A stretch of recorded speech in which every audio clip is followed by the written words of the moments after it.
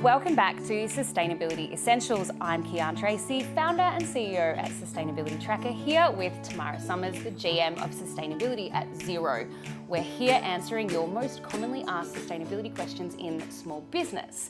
Now, let's get to communication, because there's a lot to be said and there's lots of conversations going on around how and when to communicate about sustainability in small business. Are you seeing that? I am, and what I'm really hearing from a lot of our small businesses is that they're nervous. They're nervous about communicating their sustainability efforts to their customers because they're worried about trust, and they're worried about transparency, and they're worried about people telling them that they haven't done enough or they've done the wrong thing.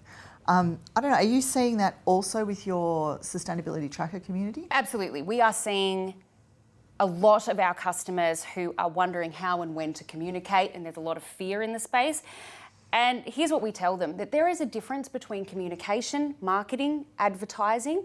There's a different spectrum of how and when you should talk about sustainability. The first thing I would say is that you shouldn't be afraid to share it, to document it, whether you put it on your Sustainability Tracker profile, whether you have it on your website.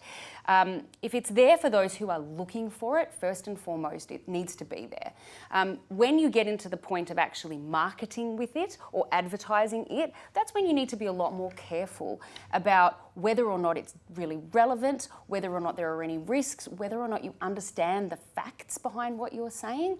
So when it comes to communicating about sustainability, the attacks that happen when people get it wrong, I think the fear comes from being, putting it on the front of the shop or putting it on the billboard. But don't be afraid to start communicating, because what's really important right now is having healthy conversations about sustainability and creating this flow with your B2B and B2C customers. So that's my opinion on that. Yeah, I think, we do see that greenwashing is a real concern for businesses. Have you got some simple advice for small businesses about how they can ensure that their sustainability claims are authentic and avoid those accusations of greenwashing? Yes, and I think that greenwashing and the definition of it and how people use it in an ordinary sentence is really different.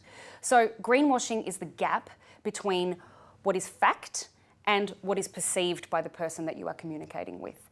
So it's not about whether or not you're still using fossil fuels over here, but you've reduced your plastics by 50% over there. There's a lot of miscommunication about that. It's about whether or not what you're saying is perceived correctly.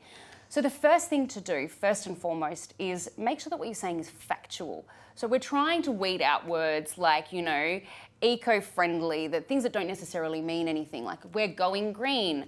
Those things don't mean much to the customer.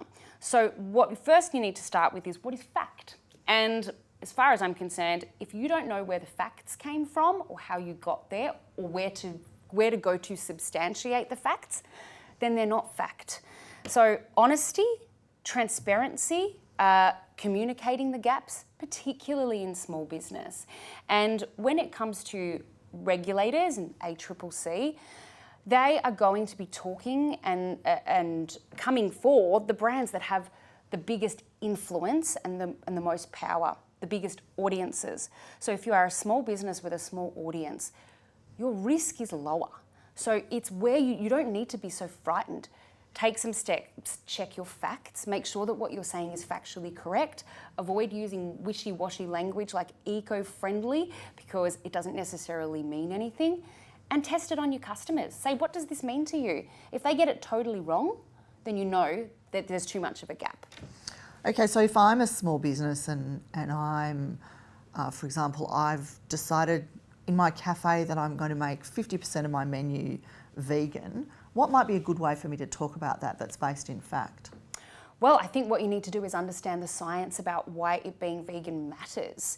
Now, there's a couple of layers to this. You can make a comment on the emissions reduction that comes out of reducing the land animals on your menu.